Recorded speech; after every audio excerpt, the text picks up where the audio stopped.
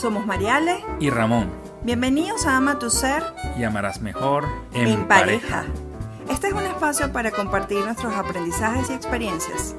Gracias por estar aquí. Bienvenidos. Hoy quisiéramos tratar un tema que tiene sabores agridulces, porque creo que refleja el trabajo y el tiempo que nosotros hemos pasado reconstruyendo la relación.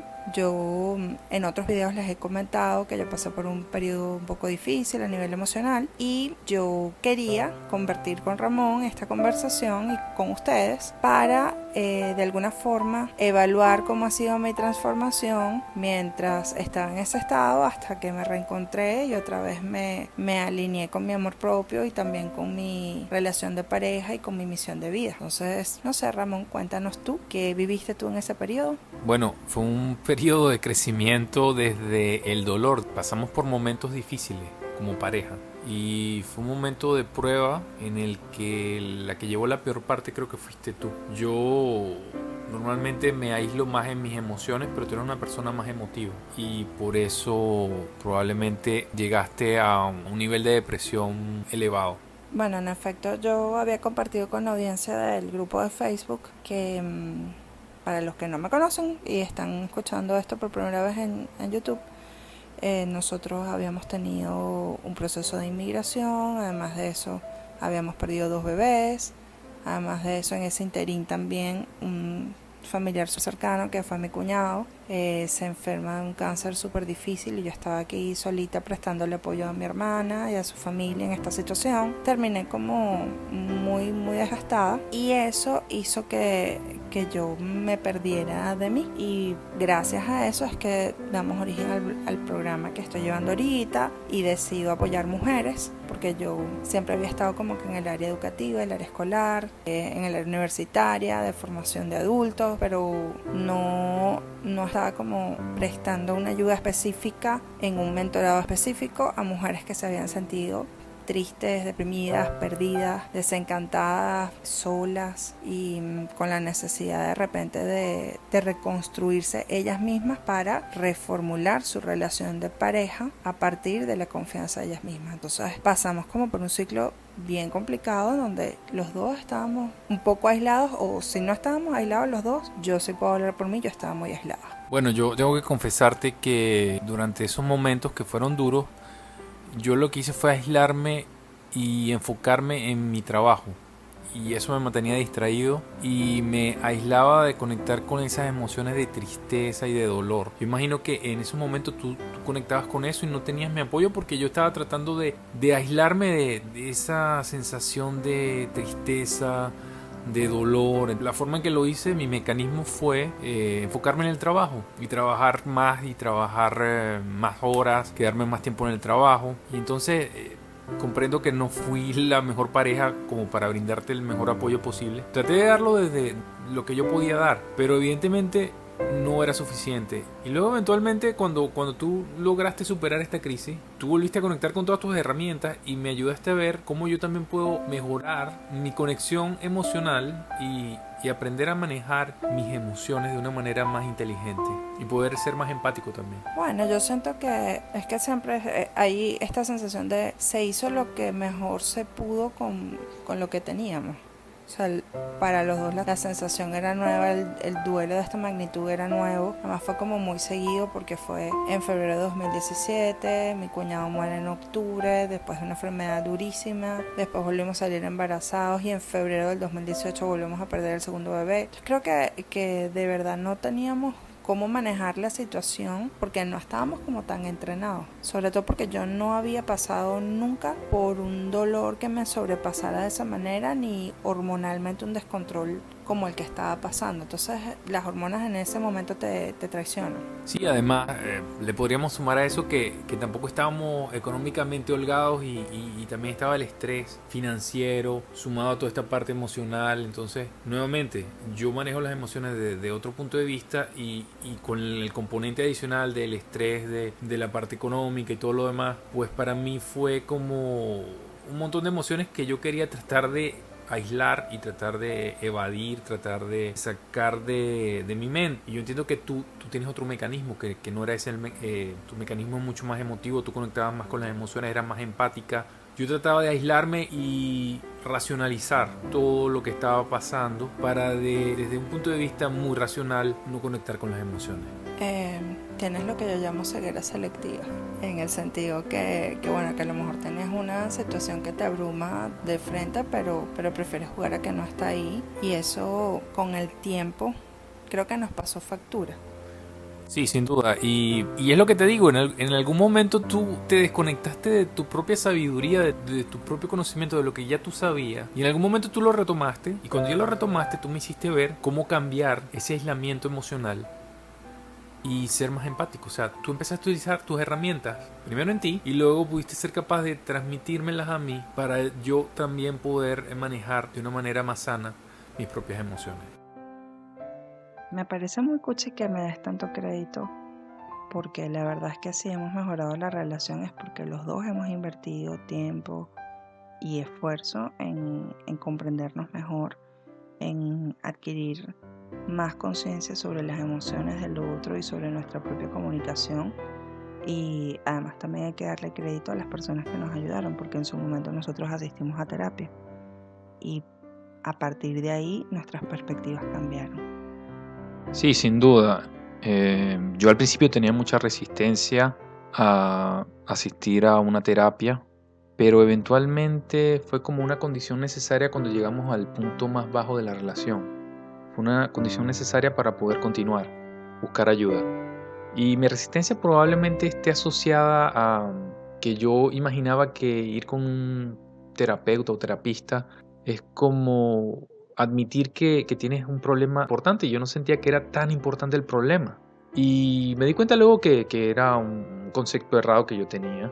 Y además está asociado también ese entorno cultural que te dice que eres débil si vas a pedir ayuda. Quizás esas eran mis limitaciones para poder asistir a una terapia. Sí, bueno, yo creo que de los grandes aprendizajes de la terapia tenemos uno, que efectivamente la emocionalidad la empezamos a trabajar distinto, y además de eso, otra cosa que fue súper diferencial era entender que cada uno de nosotros estaba en una crisis, y por eso era que no éramos capaces de construir un puente entre nosotros, sino cada quien estaba en su punto, sufriendo a su manera, tratando de llevar la situación a su manera, y no teníamos punto de encuentro. Entonces, en ese momento fue muy oportuno buscar ayuda. Sí, y hay dos cosas muy importantes que pude aprender de la terapia. La primera, que fue algo que nos dijo uno de nuestros terapeutas, que hay personas que con una de las cuatro cosas que a nosotros nos pasaron, solamente con emigrar, ya eso a veces rompe las relaciones de pareja. Y nosotros pasamos por cuatro. Eso fue súper clarificador para mí. Él nos dijo, ustedes saben la fortaleza que tiene su pareja, que pasaron por cuatro hecatombes, cuatro situaciones a las que con solo una pareja no resiste. Fue súper importante. Y lo siguiente fue ver que, yo recuerdo que uno de nuestros terapeutas nos dijo, ustedes dos tienen el mismo nivel de frustración. Y yo dije, ¿de verdad? Porque yo sé que ella tiene un nivel de frustración alto porque físicamente ella experimentó un dolor extremo, porque hormonalmente está súper desequilibrada y es algo que no puede controlar. Pero cuando el terapista dijo, no, ustedes dos tienen el mismo nivel de frustración. Lo que pasa es que usted no lo expresa, pero usted también lo tiene. Sí, bueno, ciertamente se abrieron muchas puertas, y lo interesante es que luego de la terapia nosotros empezamos a comunicarnos diferente y empezamos a negociar nuestra comunicación. Y hemos aprendido a crear herramientas que son dentro de nuestro matrimonio algo que nos facilita mucho mantenernos en armonía. Porque, por ejemplo, una de las cosas que yo siento que ha impulsado nuestra pareja es el hecho de reescribir los eventos, así como en una escena de improvisación, y decimos, ya va, ¿qué está pasando? Estamos conectando con una emoción negativa. Tú te sientes mal, yo me siento mal y no queremos sentirnos así, y vamos a reescribir el diálogo, porque las palabras tienen mucho impacto. Sí, sin duda. Es algo que aprendimos tomando cursos de improvisación cuando llegamos a este país. El gobierno nos ofrecía la oportunidad de mejorar nuestro francés para integrarnos rápidamente a la cultura que nos estaba dando la acogida. Y entonces una de las técnicas que ellos utilizaban para ayudarnos a aprender más rápido era juegos de improvisación teatral. Y nosotros allí tomamos como que la técnica de cuando algo se está volviendo un conflicto, reescribirlo, como actuarlo de nuevo desde el principio y eliminar esa palabra hostil que inició el conflicto. En lugar de ser imperativo, dando órdenes, tráeme aquello, pásame esto, cambiarlo por, ¿podrías ayudarme? ¿Podrías tener la amabilidad? Ese simple cambio puede hacer una gran diferencia y eliminar una posible pelea y contactar la armonía. Sí, es interesante porque en estos ejercicios nos dimos cuenta, por ejemplo, que había disparadores como bien mencionas el modo hiperativo. A veces el disparador del conflicto era que alguien tenía un mecanismo muy acelerado en su cabeza de una idea y quería que el otro respondiera a la otra velocidad, así estuviese el otro distraído de repente. O a veces los disparadores de conflicto son cosas como tener hambre, tener sueño y no te das cuenta que la otra persona no está en plenitud de recursos. Y recuerdo también, por ejemplo, que cuando empezamos a negociar el significado de las palabras, tuvimos una experiencia como bien significativa al principio del matrimonio, porque tú cariñosamente me decías, te voy a dar una crítica constructiva, que es algo que las personas manejan en su léxico como algo natural, y yo te decía, no importa si es constructiva, las críticas son dañinas.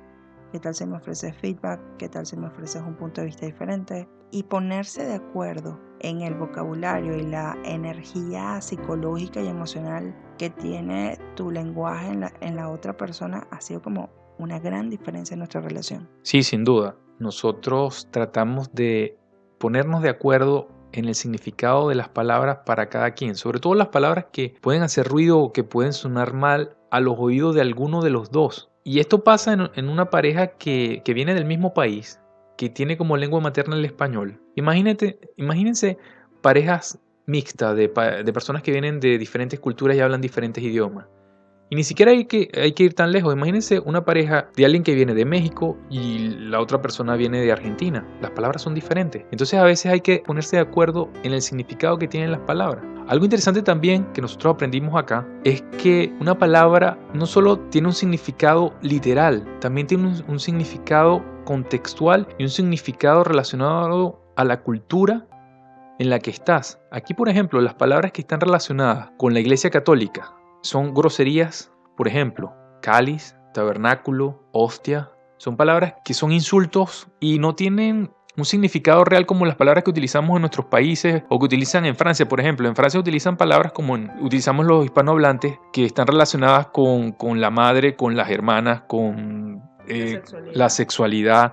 En cambio aquí son palabras que en cualquiera de nuestros países son palabras que no dicen nada, son palabras relacionadas con objetos que se utilizan en la Iglesia Católica, pero culturalmente aquí son tomadas en cuenta como unas groserías terribles. Y tú ves la cara de la gente cuando alguien menciona esas palabras y es como que están diciendo la grosería más fuerte. Y es importante esto que señalas, porque el ver el gesto de la otra persona, el tener la apertura para darte cuenta que a lo mejor tú no dijiste algo con mala intención, pero que la reacción de la otra persona te indica algo está pasando, es muy importante en la comunicación. O sea, tomar conciencia de por qué estás reaccionando así, por qué tu tono de voz cambió, por qué si estoy teniendo de repente una buena intención con mi comunicación, el resultado está encaminado hacia otro lado totalmente diferente y que me está llevando al conflicto.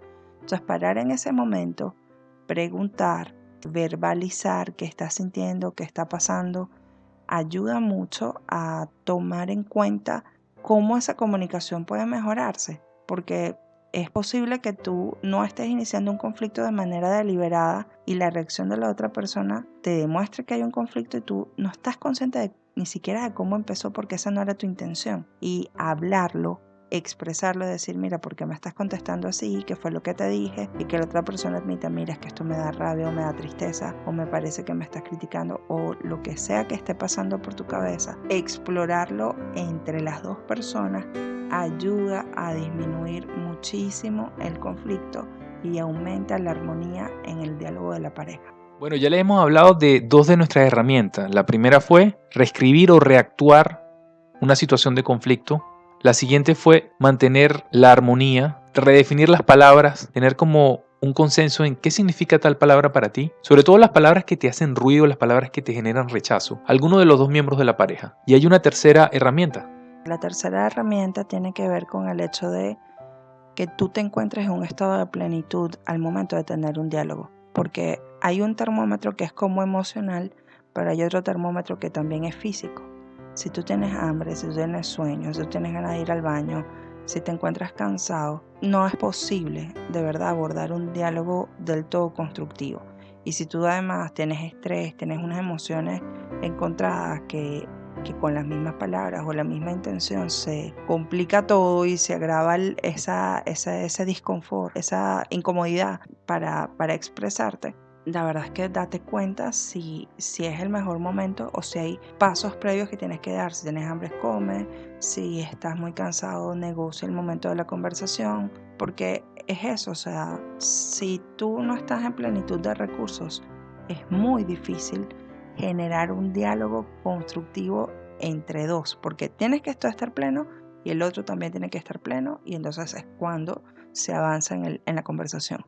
Bueno, una recomendación, traten de llevar siempre sus snacks cuando van a hacer las compras al súper, porque cuando uno tiene hambre, el humor cambia.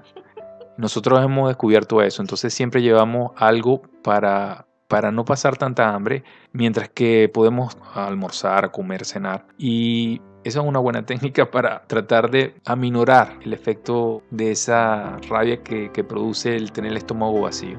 Bueno, nosotros hacemos hincapié en el hambre porque la verdad es que es como el disparador del conflicto inconsciente. O sea, ¿qué te pasa? ¿Por qué me contestas así? ¿Tienes hambre? O sea, siempre hay un momento de calma, así como que algo te está pasando. ¿Será que tienes hambre? Porque es como el disparador más evidente de mal humor en esta casa. Si no tienes el snack, por lo menos identifiquen que están peleando o que están irritados por esa razón. Y lo que pueden hacer es, bueno, ya identificamos que tenemos hambre, vamos a tratar de estar tranquilos, meditar, respirar más profundamente, mientras que podemos comer y calmar nuestra hambre. Bueno, nosotros como objetivo de esta conversación lo que queríamos era compartir un poco estas herramientas y hacerles saber que a pesar de que pasamos por mucho, después de esta tormenta ha habido mucho aprendizaje. No siempre hay que aprender de forma dolorosa. Podemos nosotros concentrarnos en sacar lo positivo de las situaciones y tratar de hacer equipo. Y cuando no saben hacer equipo, es una posibilidad buscar ayuda. Porque a veces de verdad que no se sabe cómo lidiar con uno mismo y menos con otra persona más en una fórmula que puede ser estresante.